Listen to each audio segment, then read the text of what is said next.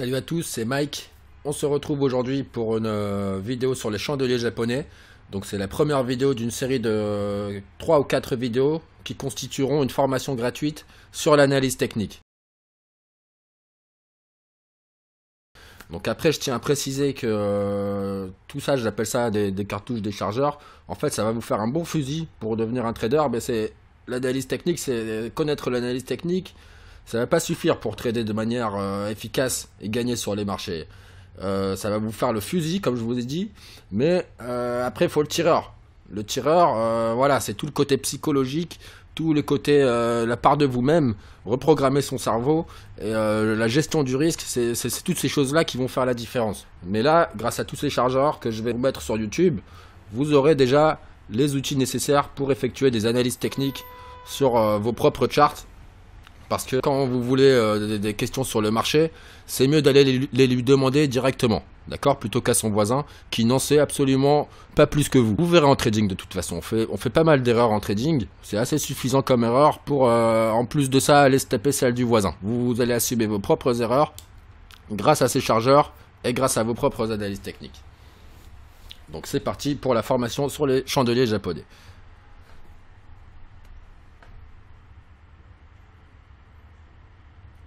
Donc voilà avant tout le plan du cours. Donc on va se focaliser dans une première partie sur les chandeliers japonais, sur les principes, sur les informations absolument à savoir qu'ils donnent tout de suite, dès le premier coup d'œil. Je vais vous présenter tout ça. Ensuite on reviendra sur les bougies qu'il faut absolument connaître. Donc je vous invite d'ailleurs à prendre des notes tout au long de la vidéo. Ensuite on reviendra sur les volumes. Vous verrez que dans toutes les cartouches que je vais émettre, les volumes sont très importants, il faut vraiment les observer parce que c'est ça qui va rendre les figures, les structures pertinentes. Une fois que tout cela sera dit, on pourra embrayer sur les principales structures de retournement, d'accord, les structures en chandelier japonais qui constituent un signal acheteur éminent ou vendeur éminent, on va les voir. Et enfin, nous verrons quels sont les avantages et les limites de la méthode des chandeliers japonais. Donc c'est parti. Alors les chandeliers japonais, il faut savoir que c'est une méthode, comme son nom l'indique, qui a vu le jour au Japon, plus précisément pendant le XVIIIe siècle. Donc c'est une méthode qui a longtemps été gardée, une méthode et une technique qui a longtemps été gardée secrète par les traders japonais pendant près de 250 ans. Et il faut savoir que c'est arrivé chez nous dans les années 90. On trade avec les chandeliers japonais en Occident depuis le début des années 90. Tout simplement, avant, ce qu'on utilisait, c'était voilà, les bar charts, d'accord. Donc les chandeliers japonais, ça donne plus d'informations que les bar charts visuellement, sur le premier coup de visuel. Mais les bar charts, c'est pas mal également. Dans certains cas, quelqu'un m'a montré que ça pouvait être très très pertinent, donc je vous en parlerai dans les prochaines cartouches. Mais là voilà, on va vraiment se focaliser sur les chandeliers japonais. Donc voilà, petite introduction aux chandeliers japonais. Donc il faut savoir que les chandeliers japonais sont apparus en même temps que le premier marché de contrats à terme du monde, d'accord. Donc c'était au Japon avec le Dojima Rice Exchange. Donc c'est un marché, c'est le premier marché du contrat à terme du monde qui portait sur le riz, donc des contrats à terme qui portaient sur le riz. Et ce bonhomme-là, Muneiza Honma, en fait, la légende dit que c'est lui le précurseur de la technique des chandeliers japonais et il aurait réalisé plus de 100 transactions successives gagnantes d'affilée, ok, plus de 100 transactions successives gagnantes grâce à la technique des chandeliers japonais. Donc ça, aujourd'hui, je pense que personne ne peut le refaire. Donc s'il y a quelqu'un qui l'a fait, qu'il n'hésite pas à mettre un commentaire pour par la suite partager sa méthode. Moi, ça m'intéresserait grandement. Donc les chandeliers japonais, ils donnent énormément d'informations dès le premier coup d'œil. C'est pourquoi il est très avantageux de les utiliser. Et c'est pourquoi aussi, je pense que tous les traders utilisent les chandeliers japonais. C'est parce que dès le premier coup d'œil, vous avez un tas d'informations à aller chercher. Donc avant tout, la première information qu'il faut regarder, c'est la couleur du chandelier. La couleur du chandelier dans la mesure où elle va vous donner le gagnant de la séance. D'accord? Est-ce que ce sont les acheteurs ou les vendeurs qui ont gagné? Ok. Donc une bougie, ça correspond à une séance, d'accord. Donc si par exemple vous regardez votre graphique sur du daily, eh bien une bougie correspondra à une séance d'un jour. Une bougie égale un jour, d'accord. Donc c'est pourquoi il faut toujours regarder le corps et la couleur du corps de la bougie. C'est la première partie à regarder, d'accord, c'est le corps, parce que il va vous donner 3 informations importantes, à savoir la couleur, donc qui vous donne le gagnant, l'ouverture, donc pour une bougie haussière, l'ouverture se fera forcément en bas parce que la séance verra le prix clôturer au-dessus et donc en hausse, d'accord. Et pour le bas, l'ouverture se fera forcément en haut et la clôture en bas parce que le prix viendra clôturer plus bas que celui de l'ouverture, d'accord. Donc bougie en hausse, bougie en baisse. Donc ça vous donne tout de suite la couleur, l'ouverture et la clôture. Donc ça c'est juste pour le corps de la bougie. Ensuite vous voyez qu'il y a des mèches. Ce ne sera pas sur toutes les bougies, mais la plupart des bougies laissent des mèches derrière elles. Et ces mèches là, ça vous donne une information très importante, à savoir le plus haut et le plus bas de la séance, d'accord.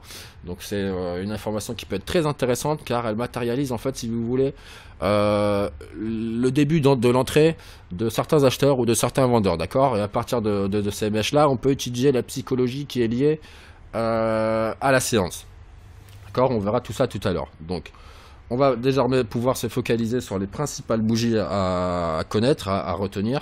Donc la première, c'est ma préférée, c'est le Marubozu. Donc le Marubozu, celle-là, c'est ma bougie vraiment, c'est ma préférée. Donc c'est un chandelier sans mèche avec un grand corps, d'accord, de couleur verte ou rouge. Donc le Marubozu haussier et le Marubozu baissier. Donc par exemple pour le Marubozu haussier, donc lui, si vous le trouvez sur un bottom de marché, donc dans une correction ou quelque chose comme ça, c'est un message haussier sans appel, ok. C'est un message clair, net et précis que voilà, la tendance risque de changer de direction. À l'inverse, sur un top de marché, donc si vous voyez le Marubozu haussier sur un top de marché, celui-là, c'est pas un message haussier clair, net et précis, mais plutôt c'est plutôt présage d'un retournement qui pourra survenir incessamment sous peu, d'accord. Donc attention au Marubozu haussier sur un top de marché. En revanche, bienvenue sur un bottom de marché. Pour le Marubozu baissier, bah, c'est l'inverse, hein. Si vous le trouvez sur un top de marché, donc là, message clair, net et précis, imminent de changement de direction, donc ça annonce, c'est un message baissier très très puissant. Et à l'inverse, sur un bottom de marché, le Marubozu baissier, bah, ça signifie des ventes paniques. Et voilà, lui, les présages éventuellement d'un retournement de tendance haussier. Donc voilà pour le Marubozu. Je vous montre un exemple tout de suite de Marubozu que j'ai joué. Donc là, c'était sur la paire Bitcoin, Bitcoin contre dollar. Donc là, vous voyez tout de suite, on est dans une correction, une dérive latérale. Vous voyez tout de suite le Marubozu haussier, ok, qui est un message puissant, comme je vous l'ai dit. Je vous montre ce qui s'est passé à la suite. Voilà, donc après le Marubozu haussier, comme vous pouvez le constater, une belle tendance haussière. Donc là, on était, si vous voulez, c'était une correction qui partait des 3000 pour arriver sur les 2000 $. Donc là, on est dans la zone des 2000 $. Et une tendance haussière qui est partie vers les 5000 $. Donc voilà pour ce Marubozu haussier. En plus de ça, vous pouvez voir que là, on a une structure qu'on va décrire tout à l'heure, une structure haussière. Donc voilà, juste avec ce signal-là, vous pouvez déjà anticiper un retournement. Alors ensuite, on a le doji. Donc le doji, c'est une bougie particulière dans la mesure où elle n'a pas de corps, ou alors vraiment un tout petit corps, d'accord. C'est une bougie qui montre, si vous voulez, l'indécision, voire l'instabilité des acteurs. Donc l'instabilité de la tendance en cours ou l'indécision un moment où tous les opérateurs sont indécis. Donc elle a un petit corps parce que l'ouverture et la clôture se font tout simplement au même niveau ou à des niveaux similaires. D'accord, donc ça est des longues mèches. Donc ça vous montre en fait que durant la séance, le prix a bougé pendant la séance. Il y a eu de la volatilité. Seulement, tout cela au final pour revenir au même prix que l'ouverture. Donc là, ça vous montre clairement que on ne sait pas dans quel sens ça va aller. Ça vous montre que la tendance en cours est potentiellement menacée. Donc il faut savoir aussi qu'avec de grandes mèches, un doji montre que la tendance est d'autant plus instable. D'accord. Et avec des petites mèches, ça va plus marquer l'incertitude et l'indécision des opérateurs. D'accord. Donc on ne peut pas jouer le doji comme ça avec une seule bougie. Il va falloir une confirmation nécessaire. Et il est préférable d'observer des volumes transactionnels très importants sur les doji, car cela va montrer que la bougie est pertinente. D'accord. Ça va renforcer, si vous voulez, la pertinence de la bougie. D'accord. Donc on verra tout à l'heure qu'il est très important d'observer les volumes sur chaque structure, sur chaque bougie. Ok. Donc ensuite, on a le marteau. Donc le marteau, c'est cette bougie-là. Donc là, elle est verte, mais ça peut être une bougie qui est rouge. D'accord. Le marteau, c'est une bougie qu'on va plus trouver dans les tendances baissières. Ok. Si on est dans une tendance haussière, vous verrez que ça porte un autre nom. On verra tout à l'heure. Donc voilà, le marteau ça ressemble à une bougie comme ça, avec un tout petit corps et une longue mèche en bas, en dessous, juste en dessous. Voilà, c'est comme ça qu'on reconnaît un marteau. On peut admettre une petite mèche en haut, voire pas de mèche du tout, mais voilà, le plus important c'est un petit corps et une grande mèche en bas. Donc ça, c'est une bougie d'indécision, c'est qui va marquer l'indécision de la tendance en cours. Ça matérialise éventuellement la fin d'une dynamique baissière et l'entrée d'acheteurs confiants. Donc voilà, en fait, si vous voulez, là, on est dans une tendance qui baisse, par exemple. Et à partir de ce niveau-là, vous avez des acheteurs qui rentrent, ok? Donc ça, c'est un niveau où vous savez qu'il y a des acheteurs qui vont entrer. Et ça matérialise éventuellement la fin de la tendance baissière. Donc là, on peut avoir un retournement juste après, ou la tendance qui continue mais qui va vraiment s'essouffler et qui présage un retournement futur. Donc il faut vraiment observer les marteaux sur les tendances baissières. Il est préférable également d'observer un volume de transactions élevé pour jouer le marteau, et comme précédemment il vous faudra des confirmations supplémentaires, d'accord, mais bien retenir, le marteau ça matérialise la fin d'une dynamique baissière. Donc ensuite on a le pendu. Donc le pendu ça ressemble à un marteau, sauf que celui-là on va le trouver dans les tendances haussières, d'accord. Donc c'est la même chose, hein. Un petit corps avec une grande mèche en bas, ok. On peut avoir une petite mèche au dessus, mais voilà. Donc c'est comme le marteau, sauf que celui-là on l'a dans une tendance haussière. Donc c'est également une figure d'indécision qui matérialise. Donc ça peut matérialiser soit une prise de bénéfices très appuyée, d'accord. Donc ça peut présager la continuation de la tendance, mais qui commence à s'essouffler puisque les acheteurs commencent à prendre leurs bénéfices. Et ça peut également matérialiser la fin d'une dynamique haussière, dans le sens où là, à partir de ce niveau-là, au-dessus du corps, on a les vendeurs qui se montrent agressifs, d'accord. Donc ils commencent à rentrer, qui se montrent agressifs, qui font plonger le cours, si vous voulez, jusqu'à ce niveau de mèche-là. Mais les acheteurs ont toujours le contrôle. Seulement, ça montre la faiblesse des acheteurs, car ils n'ont pas réussi à monter le prix, voilà, forcément très haut, plus haut que la séance précédente. Et c'est pourquoi vous avez un petit corps sur le pendu et le marteau. D'accord. Donc ensuite, on a le marteau inversé. Donc le marteau inversé, comme le marteau, c'est une figure d'indécision, comme le marteau et le pendu. Donc voilà, ça ressemble à un marteau mais à l'envers. D'accord. Donc petit corps, avec une grande mèche cette fois-ci au-dessus. On peut avoir une petite mèche en dessous, mais voilà, petit corps, grande mèche au-dessus. Ça, c'est la particularité du marteau inversé. Et celui-là, on le trouve dans les tendances baissières, d'accord. Donc ça, c'est toujours une figure d'indécision. Ça va vous nécessiter un signal pour le retournement haussier, mais ça vous montre en fait que les acheteurs commencent à devenir agressifs, d'accord. Ça vous montre qu'ils deviennent agressifs parce que à partir de ce niveau-là, d'accord, de la partie inférieure du corps de la bougie, ça vous montre le niveau à partir duquel les acheteurs vont commencer à rentrer sur le titre pour éventuellement anticiper un retournement, d'accord. Seulement ces acheteurs-là sont pas encore assez puissants pour provoquer le retournement. Les vendeurs ont toujours la main. Cependant, ceux-ci sont faibles car ils n'arrivent pas forcément à pousser le corps beaucoup plus bas. Et voilà, c'est pourquoi on a un petit corps. Donc ça vous montre la faiblesse des vendeurs sur la tendance baissière en cours, sur la dynamique baissière en cours, et ça vous montre que les acheteurs sont en train de commencer à rentrer. Donc voilà, bien retenir le marteau inversé également. Donc une forme de marteau inversé, et on le trouve sur les dynamiques baissières. Donc ça doit vous retenir l'attention. Donc l'analyse des volumes. Donc là, voilà, c'est pourquoi je vous en parlais tout à l'heure. On ne peut pas faire l'impasse sur les volumes. C'est une information qui est extrêmement importante. Déjà, d'une part, ça va vous renforcer le signal d'une bougie ou d'une structure en bougie. Les structures, on va les voir tout à l'heure. Et les volumes, en fait, ils sont là pour vous montrer qu'il y a bien des transactions qui sont en train de se dérouler, que les transactions se réalisent bien, que tous les opérateurs trouvent une contrepartie. Ça vous montre ça, d'accord. Ça vous montre vraiment que les titres ou que l'actif que vous tradez sur le marché est en train de changer de main. Donc il faut bien faire attention au volume, parce que des fois, par exemple, je vous dis ça, il y a pas vous êtes sur une tendance baissière et vous voyez pas beaucoup de volume sur une figure de retournement, il n'y a pas beaucoup de volume. Ça montre que les vendeurs, en fait, ils sont pas encore vraiment là. Ils vont revenir peut-être un peu plus haut. Et donc pendant le retournement, ceux qui se placent en haussier se font juste après piégés par une entrée imminente de vendeurs qui arrivent vraiment juste un peu au-dessus. Et c'est avec les volumes que vous allez pouvoir remarquer cela, de ne pas vous faire piéger. Bref, on verra tout ça dans les cartouches suivantes. Mais voilà, surveillez bien les volumes lorsque vous faites des analyses sur les chandeliers. Donc ensuite, on va pouvoir passer aux principales figures de retournement, les principales structures.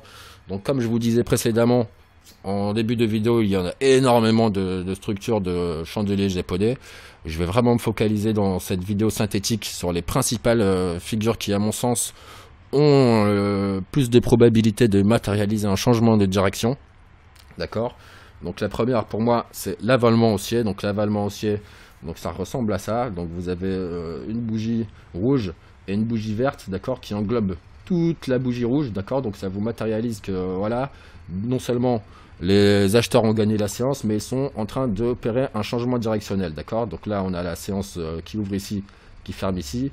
Ensuite là on l'a en gap, donc elle ouvre ici et elle ferme là. Donc là ça change de direction, vous le voyez bien.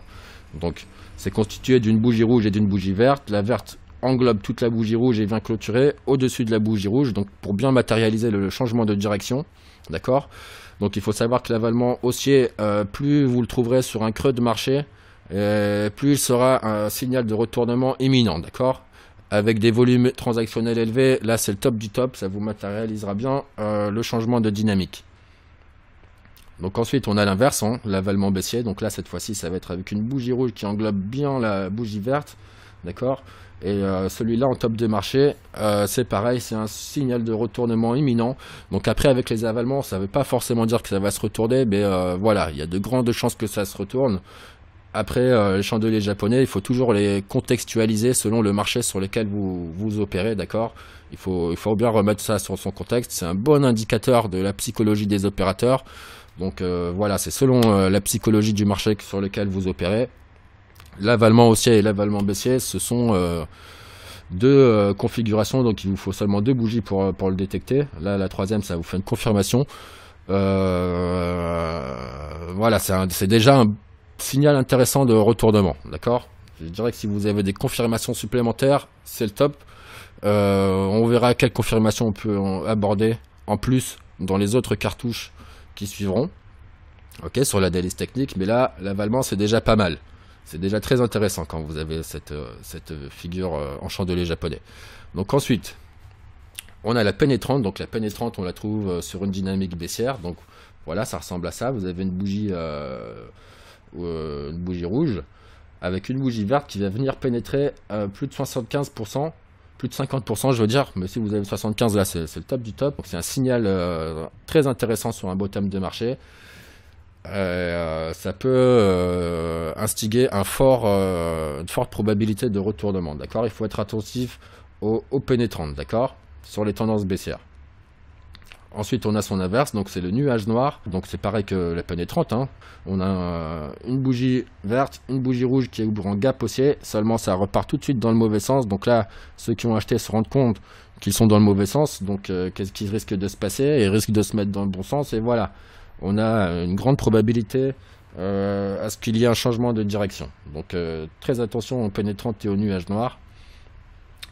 Donc ensuite, une figure qui me semble très pertinente à observer et qui est très souvent suivie d'un retournement de tendance, c'est l'étoile du matin. D'accord, donc l'étoile du matin, c'est une configuration comme ça, une bougie rouge, une bougie voilà, un peu isolée en dessous, et une bougie verte. D'accord, donc là vous voyez clairement que ça commence à faire un changement de direction. Seulement la bougie verte ne clôture pas forcément après au-dessus de la bougie rouge qui était précédente, d'accord, mais c'est déjà suffisant pour faire peur ici aux vendeurs, d'accord. Donc là l'idéal c'est qu'elle clôture pour la bougie verte à 75%, donc ça peut même clôturer ici, hein. Voilà, 75% de la première bougie rouge. Après vous aurez peut-être des configurations où ça clôture au-dessus ou voilà en dessous. Le top c'est plus de 75% de cette bougie là. Là vous avez de grandes chances à ce que le marché se retourne. Ensuite l'inverse, donc c'est l'étoile du soir. L'étoile du soir, donc pareil, hein, c'est la même configuration à l'envers. Vous la trouvez sur un top de marché. Sur un top de marché, là c'est le top, hein, c'est un signal qui fait peur aux acheteurs et qui matérialise un signal fort de retournement de tendance. Ok, voilà, c'est comme l'étoile du matin, c'est pas mal du tout. J'aime beaucoup cette configuration là. Donc voilà pour les structures pertinentes en chandelier japonais. Donc maintenant on va revenir sur pourquoi il faut trader avec les chandeliers japonais, pourquoi tout le monde utilise ça, quels sont les avantages. Déjà tout d'abord, visuellement les chandeliers japonais vous donnent énormément d'informations sur la psychologie des opérateurs. Ensuite ils sont capables de vous alerter d'un retournement imminent. Aussi, ils vous permettent de bien visualiser le combat qui se déroule entre les acheteurs et les vendeurs. Hein. Quand vous regardez en live un chandelier qui se déroule en live, vous voyez bien le combat qui se passe, hein, avec les acheteurs qui viennent, sont comme les taureaux qui mettent des coups de corne en bas de la chandelle pour essayer de la faire monter, et les vendeurs, les ours, qui mettent des coups de poing sur le chandelier pour le faire baisser. Là, quand vous voyez la séance en live, ça vous montre bien le combat qui est en train de se passer.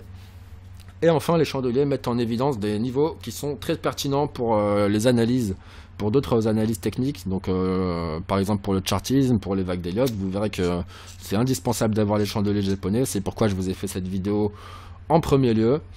Mais là, déjà, ça vous donne de bons niveaux pour les stops. Donc ensuite, pour les inconvénients et les limites, donc je vous rappelle qu'on ne peut pas se fier au signal seul des chandeliers japonais pour se placer sans risque, hein. Il y en a qui arrivent, mais moi je vous déconseille de vous fier qu'aux chandeliers japonais pour pouvoir faire vos analyses techniques. Il faut faire entrer dans chacune de vos stratégies d'autres indicateurs, d'autres méthodes d'analyse technique. Ensuite, on peut dire que cette méthode ne se prête pas à toutes les valeurs, hein. Par exemple, sur les marchés qui sont peu liquides, ça sert à rien du tout. Ok, c'est le cas sur certains marchés crypto-monnaies, hein. Vous voyez, hein, les crypto-monnaies qui sont les moins connues, vous mettez le graphique en chandelier japonais, ça ressemble à n'importe quoi, donc on peut pas travailler dans ces conditions-là. Et ensuite, la dernière limite, je dirais, c'est qu'on ne puisse pas faire de projection avec le chandelier japonais. Donc, calculer des objectifs de cours, des points de sortie avec les chandeliers japonais, c'est tout simplement pas possible. Mais pas de panique, nous verrons dans les autres cartouches qu'il est possible, avec d'autres méthodes, de se projeter sur vos objectifs et sur vos trades. Ne loupez pas, surtout pas la prochaine formation gratuite, donc ce sera sur le chartisme, hein, ce sera prochainement disponible sur YouTube. Donc si t'es pas abonné, n'hésite pas à t'abonner immédiatement pour recevoir directement la notification quand cette formation sera disponible. Pour ceux qui traitent déjà, n'oubliez pas que la formation méthode vague d'Elliott et Elliott Wave Master est disponible en description. Donc c'est une formation qui revient sur ma méthode préférée, les vagues d'Elliott. Okay, c'est une méthode que j'utilise tout le temps et qui m'a permis de sérieusement monter en puissance sur les profits de trading. Et ensuite, pour ceux qui ne traitent pas encore, pas de panique. Là je vous fais ces vidéos, c'est parce que je suis en train de préparer une grosse formation. Ce sera du lourd, ce sera du costaud. Ok, ce sera une formation trader comme un professionnel. Donc là, c'est une formation, tu sais pas trader, tu fais cette formation là, tu auras toutes les...